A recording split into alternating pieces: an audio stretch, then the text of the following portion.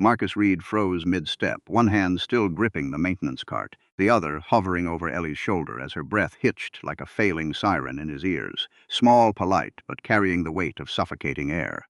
The intake desk clerk barely glanced up, her eyes dismissing his scuffed boots and faded work shirt before flickering away, her voice cool and rehearsed as she recited the script of indifference.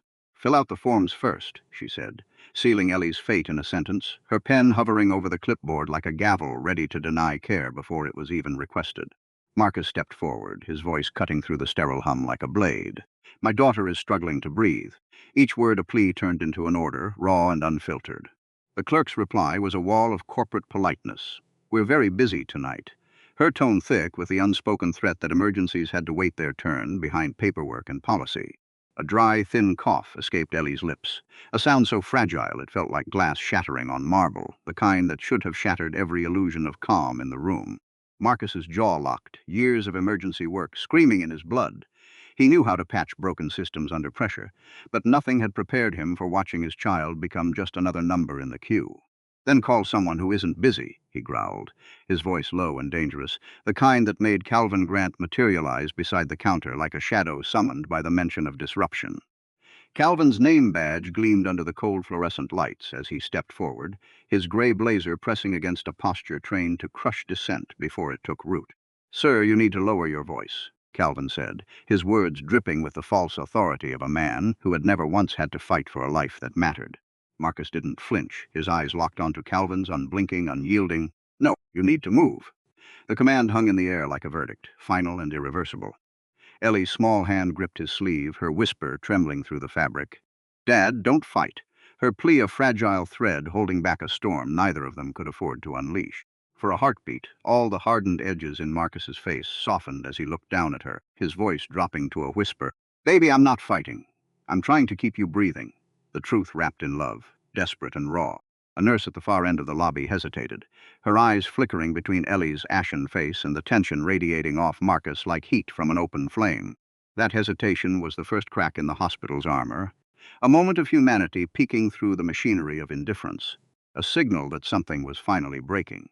Then the elevator doors slid open with a whisper, revealing Dr. Evelyn Shaw stepping out in a charcoal coat that draped her like armor, her expression carved from the same unshakable resolve as the hospital's marble floors. She took in the scene in a glance. Ellie's labored breaths, Marca's rigid stance, Calvin's smug defiance, her eyes narrowing as she sized up the battlefield before her. "What happened?" Evelyn asked, her voice sharp enough to cut through the bullshit, her gaze locking onto Marcus as if he held the only answer that mattered. Calvin jumped in too quickly. "Disruption at intake. We were handling it," his voice overcompensating for the guilt pressing against his ribs like a caged animal. Evelyn ignored him entirely, her focus narrowing to Ellie's trembling frame, her expression shifting just enough to betray the first flicker of concern beneath her clinical armor. "Bring her back now," Evelyn commanded, the words leaving no room for debate, her authority cutting through the fog of bureaucracy like a scalpel. Calvin's mouth opened, but one glance from Evelyn shut him down instantly, his face twisting from arrogance to something far more dangerous, recognition of a reckoning long overdue. In the treatment room, the fluorescent lights burned too bright, the air too sterile, the silence too heavy with the weight of lives hanging in the balance. Marcus lifted Ellie into the examination chair himself, his hands rough but gentle as he moved with the urgency of a man who had spent a lifetime fixing broken things under impossible pressure. A nurse fumbled with the blood pressure cuff, her movements too slow, too distracted by the chaos unfolding around her, while another checked the oxygen levels with practiced indifference. Evelyn read the first numbers and frowned, her voice slicing through the room like a blade. She should have been triaged immediately, the words a damning indictment of a system that valued profit over urgency. Calvin crossed his arms, his posture shifting into defensive territory. "We had higher priority cases." He lied, the words sour on his tongue as he clung to the crumbling remnants of his authority. Marcus turned slowly, his eyes burning with a quiet fury that made the room feel smaller. "Higher than a child who can't breathe." The question hung in the air, unanswered, because the truth was too ugly to speak aloud. Ellie's eyes were half closed now, dark with fear and exhaustion, her voice a fragile whisper. "Dad, am I going to be okay?" the words tearing through Marcus's chest like shrapnel. He crouched in front of her, his voice a fortress of certainty. "Yes," he said, the word a wall, stronger than any system that tried to break it, stronger than any doubt or fear that dared to whisper otherwise. Evelyn studied Marcus as the nurse worked, her eyes tracing the lines of exhaustion and resolve etched into his face, the way his gaze moved over the room like a man mapping exits and liabilities in the same breath. "How do you know what to look for?" Evelyn asked, her voice probing, searching for the truth beneath the surface of his quiet strength. Marcus didn't look up, his voice flat and final. "Because I've done this before." The words a confession wrapped in experience, the kind that carried the weight of blood and broken systems behind it. "That's not an answer," Evelyn pressed, her tone sharp, unwilling to let him hide behind vagueness when lives were on the line.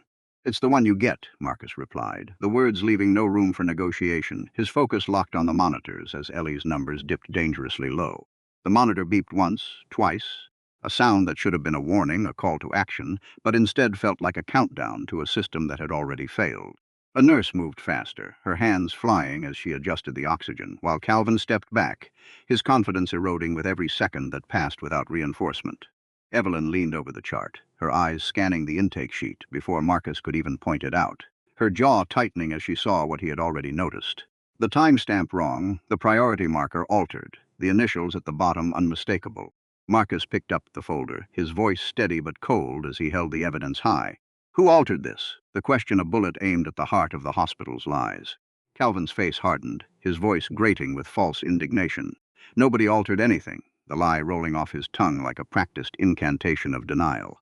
Marcus held the sheet up, the altered document a stark contrast to the truth it was meant to bury. "This is not the original order," the words a verdict, unassailable and damning. Evelyn took the folder from his hands, her eyes scanning the document once, twice, her expression darkening with each revelation, her voice low and lethal. "Get out of this room." Calvin blinked, his confidence faltering for the first time. "What?" The word a reflex, a last-ditch effort to salvage the illusion of control. "I said get out," Evelyn repeated, the command leaving no room for argument, her gaze unwavering as Calvin's face twisted from arrogance to something far more dangerous, recognition of a reckoning he had never seen coming. He left, but not before Marcus saw the look on his face. It wasn't fear, it was recognition, the kind that came from expecting one outcome and facing another entirely, the kind that promised retribution.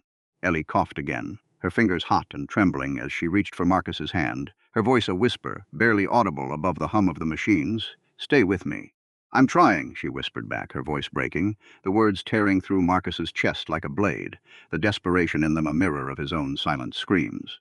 "I know," he replied, his thumb rubbing circles over her knuckles, the touch a lifeline in a room that had forgotten what healing looked like. Evelyn watched the exchange in silence, something in her face tightening. She had seen men panic before, fathers perform panic. But this was different. This man was not performing anything. He was holding the line against the tide of indifference.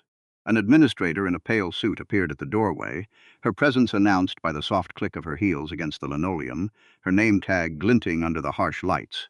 Claire Mercer, hospital administrator, all polished hair and expensive restraint. She looked at Marcus like he had been left in the wrong building, her voice dripping with condescension. "What is he still doing here?" "This is the father," Evelyn said, her voice leaving no room for Claire's dismissal, her authority a shield against the administrator's disdain. Claire's mouth flattened into a thin line, her voice dripping with false concern. "That is not the issue," the words a lie wrapped in corporate jargon, her eyes flickering to the chart in her hands. Marcus stared at her, his voice a blade of truth unsheathed.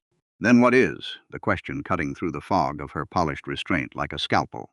Claire folded her hands, her posture shifting into the familiar armor of bureaucratic indifference. "We need to reroute this admission through billing review." The words a death sentence delivered with a smile. The air in the room turned heavy, the silence pressing in like a physical weight as Marcus felt the room go quiet. The kind of silence that only comes when the truth is too ugly to be spoken aloud. "My daughter almost passed out in your lobby," Marcus said, his voice low and dangerous, each word a hammer blow to the foundation of Claire's world. "And you want to talk about billing review?" Claire kept her voice level, the kind of tone that came from years of practice in smoothing over the cracks in a system built on lies. "We have procedures," the words a shield, a way to hide behind the illusion of order. "No," Marcus said, his voice a whip crack through the room. "You have a price list," the words stripping away the veneer of care to reveal the cold machinery of profit beneath. Evelyn turned sharply toward Claire, her voice slicing through the tension like a blade. "Did you know about this reroute?" The question a bullet aimed at the heart of the hospital's lies. Claire didn't answer fast enough, her hesitation a confession, the kind that needed no words to be understood, the kind that made Marcus believe her for the first time since they'd walked through the doors. Marcus looked at the chart again, then at Evelyn, his voice a quiet accusation. "You're letting this happen," the words, a verdict delivered with the weight of experience and the fury of a father, pushed too far. Evelyn's expression didn't change, but her eyes did, shifting from clinical detachment to something far more dangerous.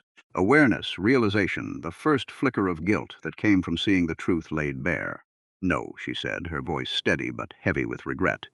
"I'm realizing it happened before I walked in," the words a confession that carried the weight of a system already broken long before they'd arrived. That was the first time Marcus believed her, the first time he saw the flicker of humanity beneath the hospital's polished facade, the first time he knew she wasn't the enemy, just another victim of the machine. Ellie finally drifted off, her body exhausted by the fight it had been forced to wage, her breath shallow and uneven, the kind that came from a child who had been pushed too far for too long. Marcus stayed beside the bed, one hand on her arm, the other resting against the rail, his posture rigid with the weight of unspoken promises, his body a barrier between her and the world that had failed her. He did not sit down. He did not relax. He stayed ready, his eyes scanning the room like a man measuring exits and liabilities, his focus unwavering even as exhaustion clawed at his edges. Evelyn returned 20 minutes later, the intake folder held tightly in her hands, her expression cold but aimed at the right targets now, her voice low and lethal as she spoke the truth aloud. "This was changed twice," she said, the words a verdict delivered without preamble, her gaze locked onto Marcus as if he already knew the answer. Marcus nodded once, his voice a quiet confirmation. "I saw that." The words a testament to the kind of experience that came from a lifetime of fixing broken systems under pressure. "Then you know this wasn't a mistake," Evelyn pressed, her voice probing, searching for the truth beneath the surface of his quiet strength. "No," Marcus said, his voice flat and final. "It was a decision, the words a verdict that carried the weight of blood and broken systems behind it, the kind of truth that left no room for doubt." Evelyn looked at him more carefully, her eyes tracing the lines of exhaustion and resolve etched into his face, her voice probing. "You work here," the words a question wrapped in curiosity. "Maintenance systems," Marcus replied, his voice steady, his focus never wavering from Ellie's sleeping form, the words a shield against the pity or judgment that might follow. "AVAC?" Evelyn asked, her voice probing, searching for a crack in his armor, a way to understand the man beneath the work shirt. "Backup power, emergency lines, water flow," Marcus replied, his voice a catalogue of systems ignored until they broke, the words a testament to a lifetime spent fixing what others overlooked. "Anything people ignore until it breaks," he added. The words a quiet indictment of a world that valued appearances over substance, a world that had nearly cost him everything. Evelyn held his eyes for a second longer than necessary, her voice probing. "Military?" The question a leap of intuition, a search for the truth beneath the surface. Marcus didn't answer immediately, his silence a shield, a way to keep the past buried where it couldn't hurt anyone else, where it couldn't be twisted into something ugly or misunderstood. "Used to be," he finally said, the words leaving no room for follow-up questions, his focus shifting back to Ellie, as if the conversation was already over. "Combat medic," Evelyn pressed, her voice probing, unwilling to let him hide behind vagueness when the truth might hold the key to understanding the man before her. Marcus gave a short, almost tired breath. "Something like that," the words a confession wrapped in experience, the kind that carried the weight of blood and broken promises behind it. Evelyn nodded once, her voice softening just enough to betray the first flicker of empathy beneath her clinical armor. "Why hide that?" Marcus looked at Ellie, his voice a whisper of raw truth. "Because people hear a title before they hear the truth." The words a confession that landed harder than he expected, the kind that stripped away the armor of indifference. That line hung in the air between them, heavier than the sterile scent of antiseptic, heavier than the hum of the machines, a truth that resonated with a force neither of them had anticipated. Evelyn said nothing for a moment, her focus shifting back to the chart, her silence a testament to the weight of Marcus's words, the kind that demanded reflection in the face of indifference. Outside the room, the hospital moved like a machine that had learned to smile in public, its corridors humming with the quiet efficiency of a system built on lies and polished floors. Inside room 214, Marcus was starting to see the gears, each click of a monitor, each beep of a machine, each whispered conversation a cog in a system that valued money over lives, a system that nearly cost him the one thing that mattered. Claire Mercer returned before the hour was over, her tone softer now, the kind of softness that made her more dangerous, her voice dripping with false concern as she stepped into the room like a storm cloud gathering on the horizon. Mr. Reed, she said, her voice a rehearsed script of professionalism, your daughter will be seen. But we need to remain professional, the words a thinly veiled threat wrapped in the guise of care. Marcus smiled once, the expression not kind but sharp, a blade of truth unsheathed. Professional, he said, his voice cutting through her polished restraint like a scalpel. You delayed a child because she wasn't worth enough yet. Claire's eyes tightened, her voice dropping to a dangerous whisper. I'm saying this for your own benefit. The words a lie wrapped in concern, her posture shifting into defensive territory as the foundation of her control began to crack. Marcus looked at her, his voice a quiet verdict. No, he said. You're saying it because somebody upstairs told you to. The words a bullet aimed at the heart of the system that had nearly broken them both. Claire didn't move, her silence a confession. The kind that needed no words to be understood, the kind that confirmed Marcus's suspicions with a nod of recognition that left no room for doubt. Evelyn stepped between them, her voice slicing through the tension like a blade. Who told you to reroute the case? The question a verdict delivered without preamble, her authority a shield against the storm gathering in the room. Claire's jaw flexed, her voice dripping with the false concern of a woman who had spent a lifetime smoothing over the cracks in a broken system. We are under financial pressure, the words a shield, a way to hide behind the illusion of order. Marcus laughed under his breath, the sound bitter and resigned. There it is, the words a verdict that stripped away the veneer of care to reveal the cold machinery of profit beneath. Claire's gaze sharpened, her voice dripping with condescension. Excuse me. The question a reflex, a last-ditch effort to salvage the illusion of control as the walls around her began to crumble. You're hiding behind pressure because it sounds cleaner than saying children can wait if the account isn't right, Marcus said, his voice a hammer blow to the foundation of her world, the words stripping away the polite veneer to reveal the ugly truth beneath. The room went still, the kind of silence that only comes when the truth is too ugly to be spoken aloud. When everyone in the room knows the lie for what it was, and hates hearing it spoken into existence. Ellie stirred in the bed, her eyes opening halfway, her voice a fragile whisper. Dad, the word a lifeline in the storm of indifference that had nearly drowned them both. I'm here, Marcus replied, his voice a fortress of certainty, his hand finding hers instantly, his thumb brushing circles over her knuckles the way he always did when she was scared. Don't go, she whispered, her voice breaking, the words tearing through Marcus's chest like a blade, the desperation in them a mirror of his own silent screams. I'm not going anywhere, he promised, the words a vow etched into the fabric of his soul, a promise he would keep even if it cost him everything. She nodded once, her eyes closing again as exhaustion pulled her back under, her small form surrendering to the fight her body had been forced to wage for far too long. Marcus stood and wrote the names, times, and changes on the back of a clipboard, his movements deliberate, his focus unwavering as he recorded the truth for posterity. Not because he liked paperwork, but because he knew exactly what mattered when a system lied. Records, evidence, the kind of proof that couldn't be erased or rewritten, the kind that held the power to break even the most polished facades. Evelyn watched him, her voice probing, "What are you doing?" The question a search for understanding, a way to peel back the layers of a man who had spent a lifetime hiding in plain sight. Making sure nobody gets to rewrite this later, Marcus replied, his voice steady, his focus never wavering from the clipboard in his hands, the words a vow etched into the fabric of his soul. Claire reached for the clipboard, her movements automatic, her voice dripping with false concern. Mr. Reed, the words a reflex, a last-ditch effort to salvage control as the walls around her began to crumble. Marcus pulled the clipboard away, his voice a quiet verdict.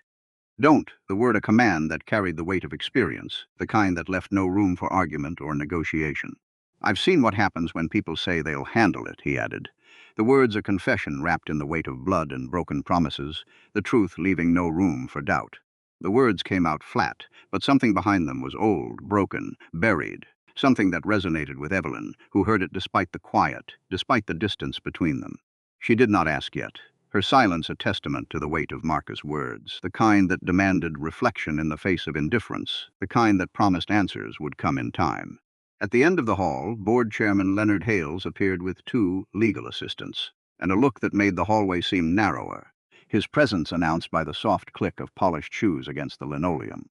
He stopped when he saw Marcus, his gaze flickering over the clipboard in his hands, over the chart tucked under his arm, over the expression on Evelyn's face that carried the weight of a truth too ugly to be ignored. "What is going on?"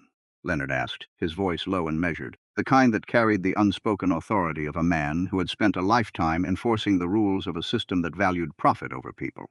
Evelyn turned toward him, her voice slicing through the tension like a blade.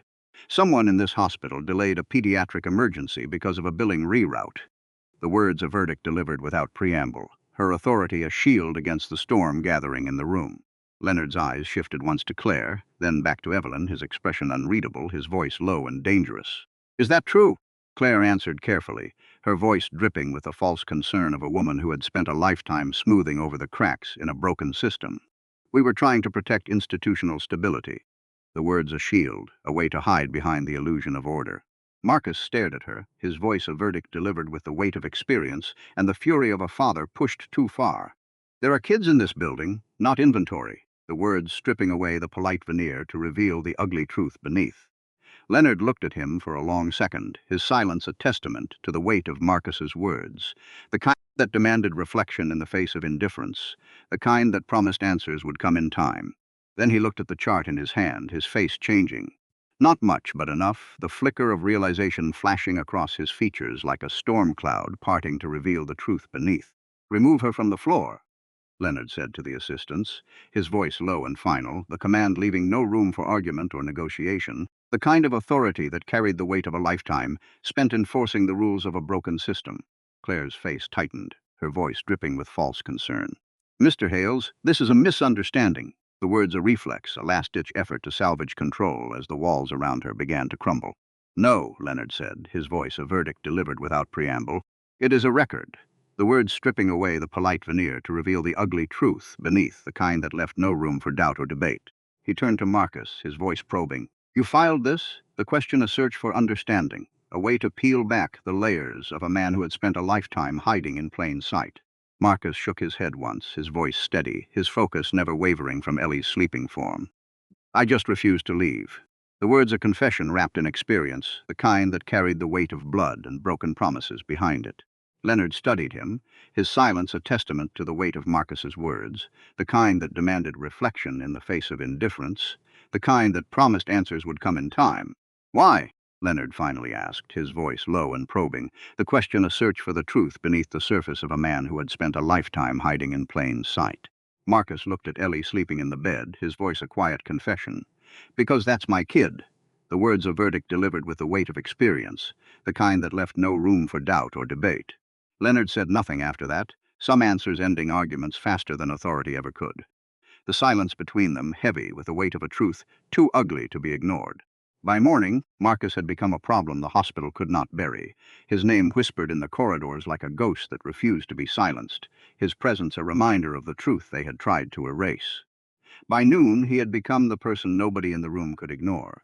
His quiet strength a beacon in the storm of indifference, his resolve a mirror held up to the faces of those who had chosen profit over people. By evening, the review committee had opened an internal audit, the wheels of justice finally turning, albeit slowly, toward a system that had spent too long ignoring the cries of the vulnerable.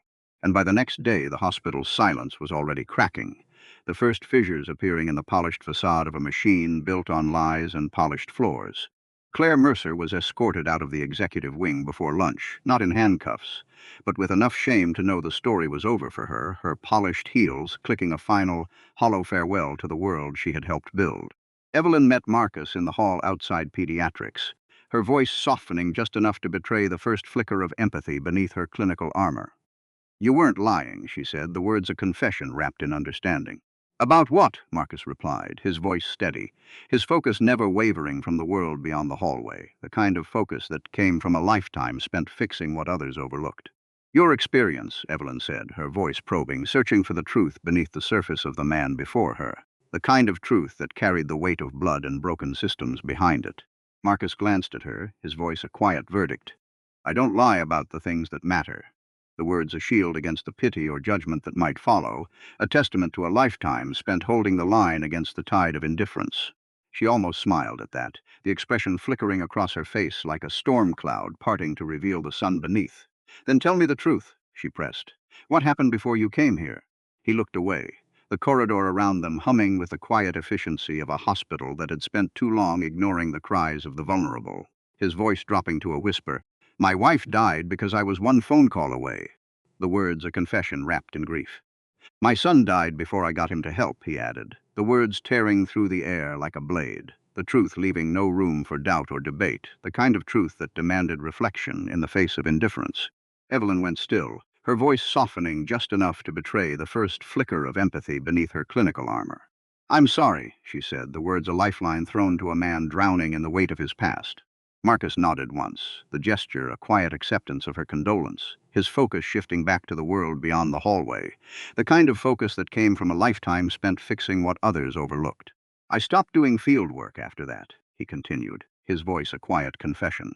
"I took maintenance because no one asks questions when you fix pipes and emergency power," the words a shield against the pity or judgment that might follow. "I could keep my hands busy. I could keep my head down," he added, the words a testament to the kind of strength that came from burying pain beneath layers of indifference, the kind that left no room for doubt or debate. "And Ellie?" Evelyn asked, her voice probing, searching for the truth beneath the surface of the man before her, the kind of truth that carried the weight of blood and broken promises behind it.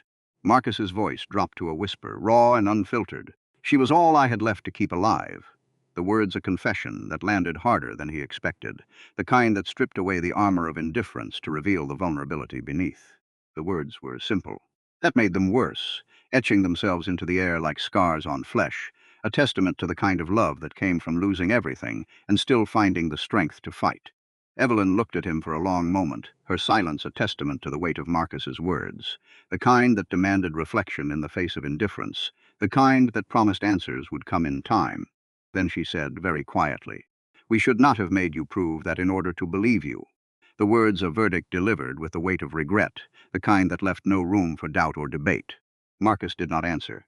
He didn't need to. Some truths didn't require words to be understood. Some burdens didn't need to be spoken aloud to be felt, the weight of them pressing down on both of them like a storm cloud, parting to reveal the truth beneath. 3 days later, the boardroom filled with attorneys, administrators, and people who smelled like expensive certainty, their polished shoes clicking against the mahogany floors like a metronome counting down to a verdict. Marcus stood at the back in his work shirt, the fabric worn but unyielding, a testament to a man who had spent a lifetime fixing what others overlooked, his posture rigid with the weight of unspoken promises.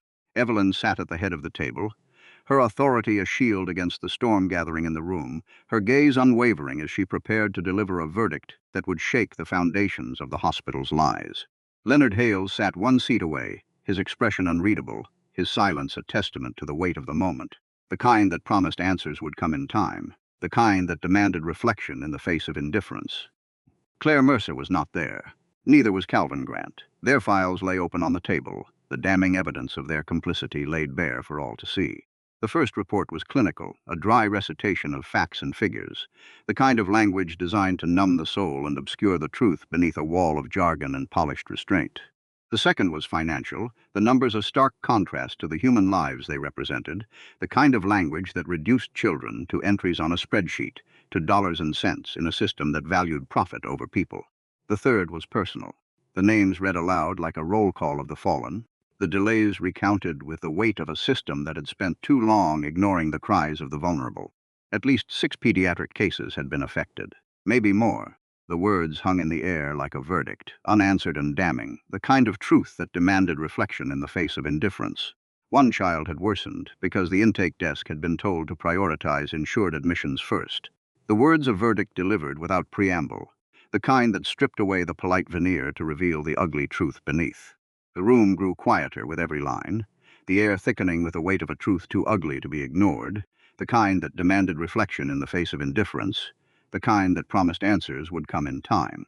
When it was Marcus's turn to speak, he did not raise his voice. He didn't need to.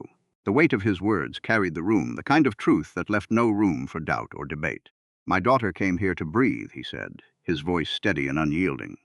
"And your system turned that into a business question." The words a verdict delivered with the weight of experience, the kind that stripped away the polite veneer to reveal the ugly truth beneath. A man near the far end of the table shifted in his seat, his movement a reflex, a last-ditch effort to salvage the illusion of control as the walls around him began to crumble. Marcus saw it, his focus unwavering as he pressed on. "People like me get told to be patient when the people with titles make mistakes." The words a verdict delivered without preamble, the kind that left no room for doubt or debate. "But patient is a luxury when your child is trying not to pass out in a lobby," he added, the words tearing through the air like a blade, the truth leaving no room for doubt or debate. the kind of truth that demanded reflection in the face of indifference. No one interrupted. They couldn't. The weight of Marcus's words pressed down on them like a storm cloud parting to reveal the truth beneath, the kind of truth that left no room for argument or negotiation. Evelyn looked at the board, her voice slicing through the tension like a blade. "What he is saying," she began, "is what this hospital has been refusing to admit. If access depends on value, then this place is no longer built to heal." The words a verdict delivered without preamble, the kind that stripped away the polite veneer to reveal the ugly truth beneath. That line hit the room hard enough to change the tone of everything after it, the air thickening with the weight of a truth too ugly to be ignored. The kind that demanded reflection in the face of indifference, the kind that promised answers would come in time. Leonard took off his glasses, his movements deliberate, his voice low and final. "We will dismantle the rerouting policy," he said, the words of verdict delivered without preamble, the kind that left no room for doubt or debate. "We will open a full state review," he added, the words of promise etched into the fabric of a system that had spent too long ignoring the cries of the vulnerable. Marcus looked at him, his voice steady and unyielding. "And the people who did it?" he asked. The question a search for justice, a way to peel back the layers of a system that had spent too long hiding in plain sight. Leonard met his eyes, his voice low and final. "They will not keep their jobs." The words of verdict delivered without preamble, the kind that left no room for doubt or debate, the kind that promised answers would come in time. That was not enough to make it beautiful. It was enough to make it real, the kind of truth that demanded reflection in the face of indifference, the kind that left no room for argument or negotiation.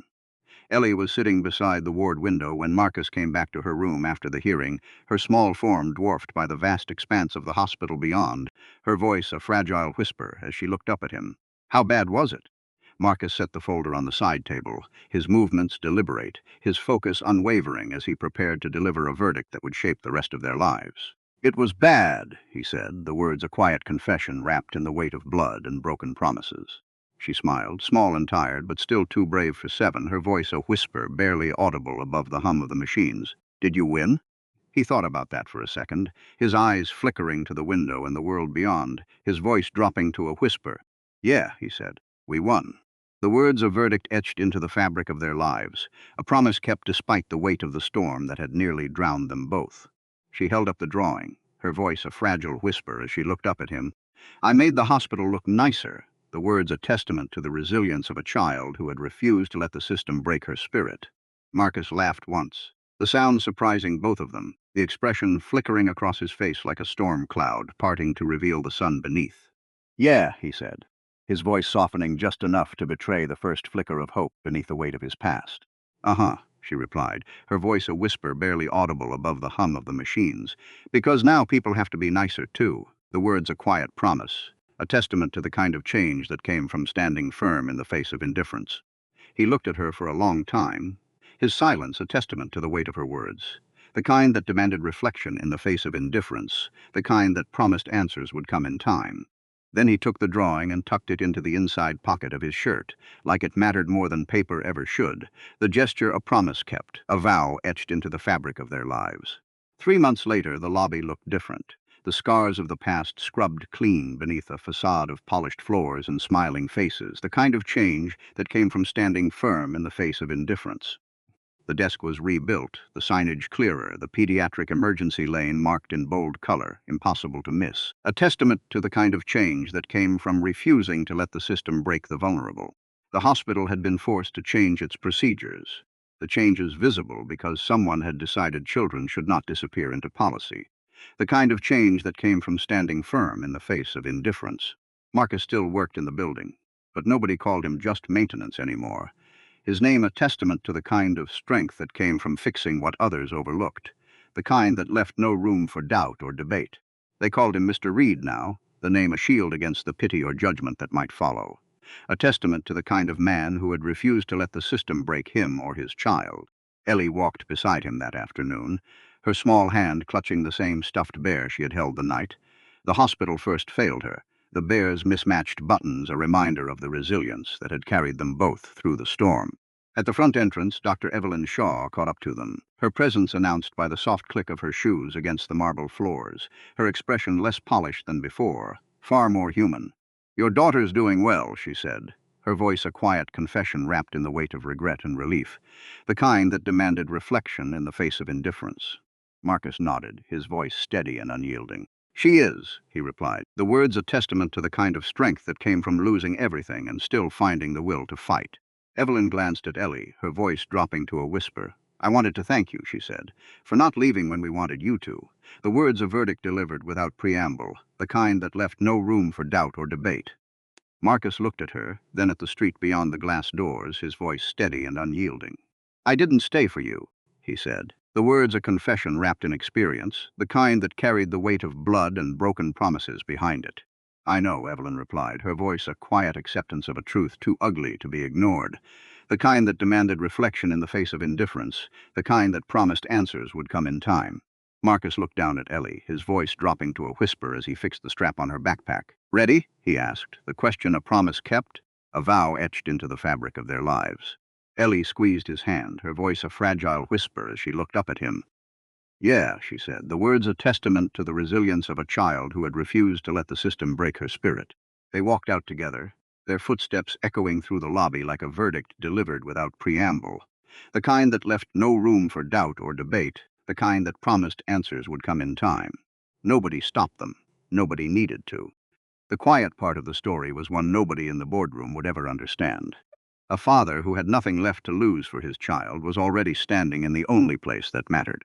And once the hospital learned that, it never made the same mistake again, the kind of change that came from standing firm in the face of indifference, the kind that left no room for doubt or debate, the kind that promised answers would come in time.